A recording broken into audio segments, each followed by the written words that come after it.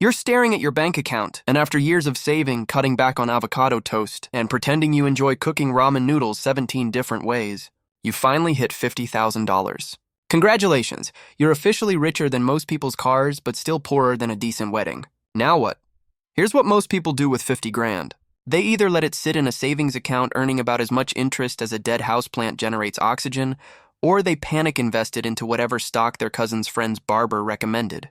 But what if I told you there's a third option that could turn that $50,000 into a money-making machine that pays you to own it? Today we're talking about dividend investing, and specifically how $50,000 can snowball into enough passive income to make your future self send thank you cards to your past self. If you're interested in learning how to make your money work harder than you do at your day job, make sure to subscribe to the channel and hit the like button if this information helps you out. Let's be honest about what $50,000 can and can't do. It's not going to buy you a Lamborghini unless you're shopping for a very small, very broken Lamborghini. It's not going to let you quit your job tomorrow and become a full-time influencer who reviews hotel pools. But it is enough to start building serious wealth through dividend investing. The average dividend yield in the market hovers around 2 to 4%. So with $50,000, you're looking at somewhere between $1,000 and $2,000 per year in dividend income. That's roughly $80 to $160 per month. Now I know what you're thinking. Adam, I spend more than that on coffee. And you're probably right, which explains why you only have $50,000 instead of $100,000, but we'll work on your spending habits later. Here's the thing, though. That initial dividend income isn't the point. It's like judging a baby's potential by how much they can bench press. Sure, right now your dividend portfolio can't even pay for your Netflix subscription, but give it time to grow up, and it might surprise you.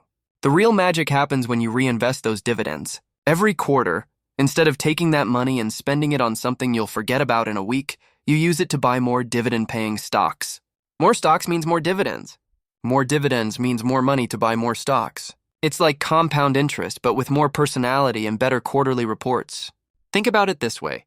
If you can achieve a 7% annual return through a combination of dividend yield and dividend growth, your $50,000 doubles to $100,000 in about 10 years. Not exactly get-rich-quick territory, but definitely get-rich-eventually territory. And unlike your gym membership, this is something you'll actually stick with because it pays you instead of charging you monthly fees. Now let's talk strategy. Because throwing $50,000 at random dividend stocks is like playing darts blindfolded. Sure, you might hit the bullseye, but you're more likely to hit the wall, the floor, or that guy standing too close to the dartboard who really should have known better. The dividend growth investor's playbook is surprisingly simple. You're looking for companies that not only pay dividends, but increase those dividends every year. These are the overachievers of the stock market. The straight-A students who also play 3 sports and somehow still have time to volunteer at the animal shelter. You know the type, and yes, they're just as annoying in corporate form as they were in high school. But here's why you want these corporate overachievers in your portfolio. A company that has increased its dividend for 25 consecutive years is called a dividend aristocrat. That's not just a fancy title, it's like a financial pedigree. These companies have survived recessions, market crashes, and probably several boy band reunions. They're the financial equivalent of cockroaches, except instead of surviving nuclear disasters, they survive economic disasters and reward you with quarterly payments. The beauty of dividend growth investing is that it fights inflation for you. While your salary might stay the same for 3 years because your boss thinks cost of living adjustments are a myth like unicorns or profitable restaurants, your dividend income keeps growing. A company that increases its dividend by 5% annually will double your income from that stock in about 14 years, assuming you reinvest those dividends. Let's do some math that won't put you to sleep. Say you invest your $50,000 in a diversified portfolio of dividend growth stocks with an average yield of 3% and average annual dividend growth of 6%. Year 1, you collect $1,500 in dividends. Not life-changing, but it's $1,500 more than your savings account was paying you. But here's where it gets interesting. You reinvest those dividends, so now you own more shares. Year 2, you collect more dividends because you own more shares, and those dividends are higher because the companies increase their payouts. It's like a financial snowball rolling downhill, except instead of getting bigger and more dangerous, it gets bigger and more profitable. By year 10, if you've consistently reinvested your dividends and maybe added a little more money each year, your annual dividend income could be approaching $5,000. By year 20, you could be looking at $15,000 or more in annual dividend income. That's real money that can supplement your retirement, pay for vacations, or fund your inevitable midlife crisis sports car purchase. Let's be brutally honest about the first 5 years of dividend investing. They're about as exciting as watching paint dry, except the paint is your bank account and it's drying very, very slowly. This is what I like to call the "is this thing even working?" phase of dividend investing. You'll check your portfolio balance obsessively, like a teenager checking their phone for text messages that aren't coming. You'll calculate your monthly dividend income, realize it's less than what you spend on gas, and wonder if you should have just bought lottery tickets instead. Spoiler alert, you shouldn't have, but the thought will cross your mind anyway. In year 1, your $50,000 portfolio might generate around $1,500 in dividends. That's $125 per month. Congratulations, you can now afford to eat out at Applebee's once a month without feeling guilty about it. Your friends will mock your boring investment strategy while they chase the latest meme stock or cryptocurrency that promises to make them millionaires by Thursday. But here's what they don't understand about the slow grind. Every quarter, you're collecting those dividends and reinvesting them. It's like planting seeds, except instead of waiting for tomatoes, you're waiting for money trees. And unlike actual gardening, you can't kill these investments by forgetting to water them. By year 3, something interesting starts happening. Your quarterly dividend payments are getting noticeably larger, not because you've discovered some secret investing hack, but because compound growth is finally showing up to the party. It's fashionably late, like that friend who always arrives after everyone else has already ordered appetizers, but it's here now and it's ready to work. Year 5 is when you start to feel like maybe, just maybe, this whole dividend investing thing isn't completely insane. Your annual dividend income might have grown to $3,000 or more, assuming you've been reinvesting and maybe adding a little extra money each year. That's $250 per month. Still not quit your job money, but it's starting to feel real. The psychological shift that happens around year 5 is crucial. You stop checking your portfolio every day like a nervous parent watching their kid's first soccer game. You start to understand that boring is beautiful, that consistency beats excitement, and that slow and steady actually does win the race. Despite what every action movie has taught you about the benefits of dramatic last-minute heroics. Now let's talk about the secret sauce that makes dividend investing work. Compound growth and dividend reinvestment plans, or DRIPs. DRIP sounds like something you'd need to fix with duct tape, but it's actually one of the most powerful wealth-building tools available to regular people who don't have trust funds or rich uncles. Here's how DRIP works. Instead of receiving your dividend payments as cash that you'll inevitably spend on something you don't need, like a third streaming service or artisanal ice cubes, the money automatically gets reinvested to buy more shares of the same stock. It's like having a responsible financial advisor who never lets you make emotional spending decisions, except this advisor works for free and never judges your life choices. The beautiful thing about DRIP is that it buys fractional shares. So if your quarterly dividend is $50 but the stock costs $60 per share, you don't just get 83% of a share and call it a day. You get exactly 0.833 shares, and that fractional share earns dividends just like a full share. It's democracy in action, except instead of voting, your money is making more money. Let's break down the math with a real example. Say you own 100 shares of a stock that costs $50 per share and pays a 4% annual dividend. That's $2,000 per share times 4%, which equals $200 in annual dividends, paid quarterly as $50. Each quarter, that $50 gets reinvested. If the stock price stays the same, you're buying one additional share every quarter. After 1 year, you own 104 shares instead of 100. Those 4 extra shares earn dividends too, so next year you're earning dividends on 104 shares instead of 100. But here's where it gets interesting. Most dividend growth companies increase their dividends annually. So not only do you own more shares, but each share is paying higher dividends. It's like getting a raise and a promotion at the same time, except your boss is a faceless corporation that actually follows through on its promises. The compounding effect accelerates over time because you're earning returns on your returns. It's like interest earning interest, except with more quarterly reports and fewer bank fees. After 10 years of reinvesting dividends, you might own 150 shares of that same stock. And if the dividend has grown at 5% annually, each share might be paying 6.5% of your original purchase price in annual dividends. This is why time is your best friend in dividend investing. The longer you let the snowball roll, the bigger it gets and the faster it grows. It's the financial equivalent of that scene in every cartoon where the snowball starts small but ends up destroying half the village. Except instead of cartoon destruction, you get cartoon-level wealth accumulation. All right, so you've got your $50,000 and you understand the snowball concept. Now comes the fun part, actually picking stocks without accidentally recreating the Titanic's investment portfolio. Because let's face it, Most people approach stock selection with the same strategy they use for picking what to watch on Netflix, scrolling endlessly, getting overwhelmed by choices and eventually settling on something they've seen 100 times before. The key to building a solid dividend portfolio is diversification, which is a fancy way of saying, don't put all your eggs in one basket, especially if that basket is run by a CEO who thinks Twitter is a business strategy. You want to spread your $50,000 across different sectors, because when one industry is having a bad day, hopefully another one is having a good day, or at least a mediocre day that doesn't involve congressional hearings. Here's a reasonable allocation that won't make financial advisors cry into their morning coffee. Put about 20% into consumer staples, because people always need toothpaste, toilet paper, and regrettable snack foods, regardless of what the economy is doing. Companies like Procter & Gamble and Coca-Cola have been paying dividends longer than most people have been alive.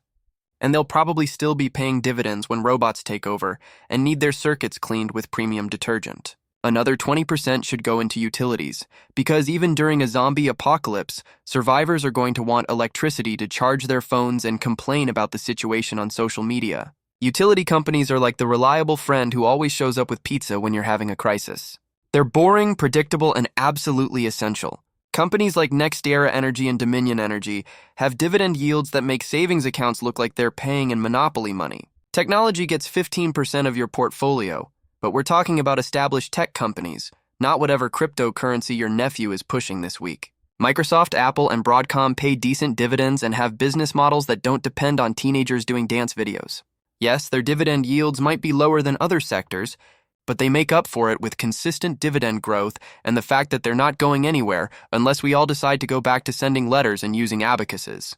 Healthcare deserves 15% because aging baby boomers aren't getting any younger, and they're going to need a lot of medical attention, prescription drugs, and devices that beep reassuringly. Johnson & Johnson and AbbVie have been increasing their dividends for decades while developing products that keep people alive and comfortable, which seems like a pretty sustainable business model. Real estate investment trusts, or REITs, should get 10% of your allocation. These are companies that own income-producing real estate and are required by law to pay out most of their profits as dividends. It's like being a landlord without having to deal with tenants who think the garbage disposal is a suggestion rather than a requirement. Realty Income Corporation literally calls itself the monthly dividend company and pays dividends every month instead of quarterly, which is like getting your allowance more frequently. The remaining 20% can be split between financial services and industrial companies. Banks like JP Chase make money by lending your money to other people at higher interest rates, which is basically the most boring way to print money legally. Industrial companies like Caterpillar benefit from global infrastructure spending and the fact that humans love building things and then tearing them down to build different things. When selecting individual stocks within these sectors, look for companies with payout ratios between 40 and 60%. The payout ratio tells you what percentage of the company's earnings are being paid out as dividends. If it's too low, they're being stingy with shareholders. If it's too high, they might be paying out more than they can afford, like that friend who insists on picking up the dinner check even though everyone knows they're 3 months behind on rent. Also pay attention to dividend growth history. A company that has increased its dividend for 25 consecutive years didn't do it by accident. They did it by having a business model that works, management that understands long-term thinking, and probably really good coffee in their corporate offices. These dividend aristocrats have survived multiple recessions, market crashes, and changes in fashion that we're all trying to forget. Here's the uncomfortable truth about dividend investing. Sometimes the market decides to have what economists politely call a correction and what everyone else calls a financial panic attack. During these periods, your carefully constructed portfolio will lose value faster than a celebrity's reputation on Twitter. And you'll question every financial decision you've ever made, including that time you bought a timeshare presentation just for the free breakfast. But here's the beautiful thing about dividend investing during market downturns. The dividends keep coming. While growth stock investors are watching their portfolios evaporate like water in the desert, dividend investors are still collecting quarterly payments like nothing happened. It's like having a job that pays you the same amount whether the office is on fire or not. During the 2008 financial crisis, many dividend-paying companies actually maintained or even increased their dividends while their stock prices were getting demolished. Johnson & Johnson kept paying and increasing dividends throughout the entire crisis because people still needed Band-Aids and baby shampoo, even when their retirement accounts were shrinking faster than a wool sweater in hot water. The key to surviving market downturns is understanding that temporary price drops are not the same as permanent losses. Your dividend yield actually increases when stock prices fall because you're earning the same dividend payment on shares that now cost less. It's like your favorite restaurant lowering their prices but keeping the same portion sizes. You're getting better value, even if the restaurant looks a little empty. Risk management in dividend investing means diversification, but it also means emotional management. When the market is crashing and financial news anchors are using words like catastrophic and unprecedented, your brain will try to convince you to sell everything and hide your money under a mattress. Don't listen to your brain during these moments. Your brain also thought it was a good idea to eat that gas station sushi, and look how that turned out. This is where dividend investing gets really interesting, like watching a slow-motion explosion, but instead of destruction, it's your bank account getting bigger. By year 10, if you've been consistently reinvesting your dividends and maybe adding a little extra money each year, something magical starts happening. Your dividend income begins to feel less like pocket change and more like actual money that could pay for actual things. Let's say you started with $50,000 and managed to achieve a 7% annual return through dividend reinvestment and growth. By year 10, your portfolio could be worth around $100,000, and your annual dividend income might have grown to $4,000 or $5,000. That's real money that could cover a nice vacation, a few months of groceries, or that home improvement project you've been putting off since the Obama administration. But here's where it gets really exciting.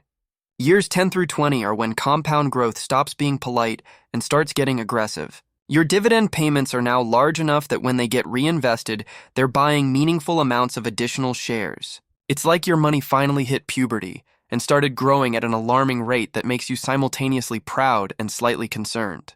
By year 15, your annual dividend income could easily be approaching $10,000 or more. That's enough to make a real difference in your lifestyle. Maybe you can finally upgrade from the car that makes suspicious noises to one that only makes suspicious noises occasionally. Maybe you can stop pretending you enjoy cooking every single meal and actually eat out somewhere that doesn't have a drive-through window. The psychological shift that happens during this phase is profound. You start to realize that financial independence isn't just something that happens to other people or trust fund babies. It's actually achievable through patience, consistency, and the magic of letting corporations pay you to own small pieces of them. It's like discovering you've been carrying a winning lottery ticket in your wallet for 15 years, except instead of luck, it was just basic math working in your favor. Year 20 is when things get really interesting. If you've been adding money to your portfolio along the way and reinvesting dividends consistently, your annual dividend income could be approaching $20,000 or more. That's enough to cover a significant portion of your living expenses, especially if you're the type of person who doesn't need a different luxury handbag for every day of the week. This is what financial advisors call the crossover point, and what I like to call the holy grail of not having to pretend you care about your boss's weekend stories. It's when your investment income starts to approach your living expenses, and you begin to realize that working for money is optional rather than mandatory. The beautiful thing about reaching this phase is that your dividend income continues to grow even if you stop adding new money to your portfolio. Those dividend-paying companies keep increasing their payouts annually, and your reinvested dividends keep buying more shares that earn more dividends. It's like having a money tree that keeps growing bigger and producing more fruit, except instead of fruit, it produces quarterly payments that you can actually spend, and if you want to expand those payments to $10,000 a month, watch this next video.